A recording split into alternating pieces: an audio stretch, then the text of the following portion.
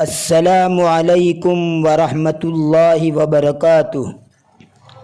سامعین و ناظرین،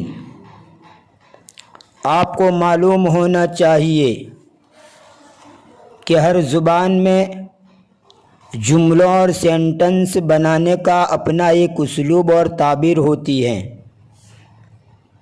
مثلا یہ جملہ کہ تیری سمجھ میں جو آئے وہ کر، تو کیا آپ اس کا عربی اس طرح بنائیں گے افعل ما اتا فی فہمک؟ نہیں، اس کے لیے آپ یہ جملہ استعمال کریں گے افعل ما بدا لک، جس کا لفظ بلفظ ترجمہ یہ ہوتا ہے کہ جو تیرے سامنے ظاہر ہو اس کو کر، لیکن محاورے کے اعتبار سے اس کا ترجمہ اس طرح کریں گے کہ تیری سمجھ میں جو آئے وہ کر۔ اسی طرح مجھے تمہارے پاس آنے سے شرم آتی ہے، تو کیا آپ اس کا عربی اس طرح بنائیں گے یأتینی الحیاء من الاتیان عندک؟ نہیں، بلکہ کہیں گے یمنعنی الحیاء من ان آتی الیک یا من ان اجی الیک۔ اسی طرح مجھے پسینہ آ رہا ہے، تو کیا اس کا عربی اس طرح بنے گا یأتینی العرق؟ نہیں، اس کا عربی اس طرح نہیں بنے گا، بلکہ یوں کہیں گے یتسبب العرق منی، مجھ سے پسینہ بہتا ہے، یا اس کو اس طرح بھی کہہ سکتے ہیں یسیل العرق من وجہی، میرے چہرے سے پسینہ بہہ رہا ہے، یعنی مجھے پسینہ آ رہا ہے۔ اس لیے عربی ادب کی کتابیں پڑھتے وقت ہمیشہ اس بات کو مد نظر رکھنا چاہیے کہ یہ تعبیر کس طرح استعمال کی گئی ہے۔ صرف سرسری ترجمہ کرنے پر اکتفا نہ کریں، جیسا کہ عموماً طلباء کی یہی حالت ہوتی ہے، نہیں تو آپ عربی نہیں بول پائیں گے۔ آج کل طلباء مدرسے میں 9 10 سال نکالتے ہیں، اس کے باوجود چھوٹے چھوٹے نارمل جملے نہیں بول پاتے۔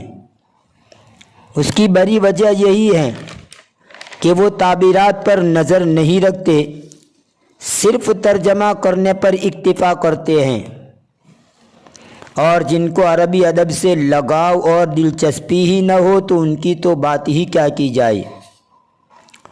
غالباً لکھنؤ سے جاری ہونے والا رسالہ الرائد کے کسی شمارے میں نظر سے گزرا، جس میں یہ مضمون تھا کہ کثیر من الطلاب الذین یدرسون فی المدارس العربیۃ الاسلامیہ ویقضون 10 سنوات فیہا لا یستطیعون ان یتکلموا بکلمات وجیزۃ قصیرہ فضلا عن الخطابۃ الطویلہ، یعنی بہت سے طلباء جو کہ مدارس عربیہ اسلامیہ میں پڑھتے ہیں اور 10 سال وہاں گزارتے ہیں، پھر بھی وہ نارمل اور چھوٹے چھوٹے جملے نہیں بول پاتے، جائے کہ لمبی تقریر کریں۔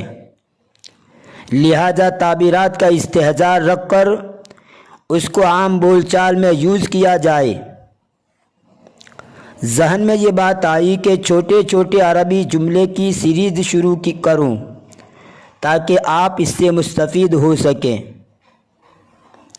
اور ایک بات کی طرف میں آپ طلباء کی توجہ مبذول کرانا چاہتا ہوں، وہ یہ کہ حوصلہ رکھے، ہمت سے کام لیں اور آپس میں ٹوٹا پھوٹا بولنا شروع کریں۔ انشاءاللہ ایک وقت ایسا آئے گا کہ آپ کو اس زبان پر کمانڈ حاصل ہو جائے گی اور آپ اچھی طرح عربی بول پائیں گے۔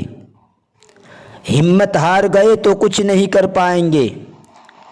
مجھے تو حیرانی ہوتی ہے کہ بعض لوگ ہمت والوں کی ہمتیں پست کر دیتے ہیں، کہ عربی زبان سیکھنے کا مقصود قرآن و حدیث کو سمجھنا ہے۔ اس زبان کو اگر بول نہیں پاتے تو کوئی حرج نہیں ہے۔ یقیناً اس بات میں وہ برحق ہیں کہ مقصود اول تو قرآن و حدیث کو سمجھنا ہی ہے، لیکن قرآن و حدیث کو اچھی طرح وہی سمجھ پائے گا جس کو اس زبان پر گرفت ہوگی۔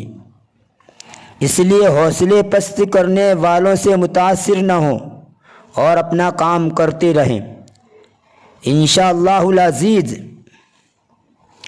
اگر زندگی نے ساتھ دیا تو میں چھوٹے چھوٹے جملوں پر مشتمل ویڈیو اپلوڈ کرتا رہوں گا، آپ اس کو ضرور دیکھیں۔ اس ویڈیو کے بنانے کا مقصد ایک تو وہی ہے جس کو میں نے ذکر کیا کہ چھوٹے چھوٹے جملوں پر مشتمل ایک سیریز شروع کی جائے۔ نیز میرے 2 شاگردوں کی بھی ریکویسٹ تھی کہ اس کام کو انجام دیا جائے۔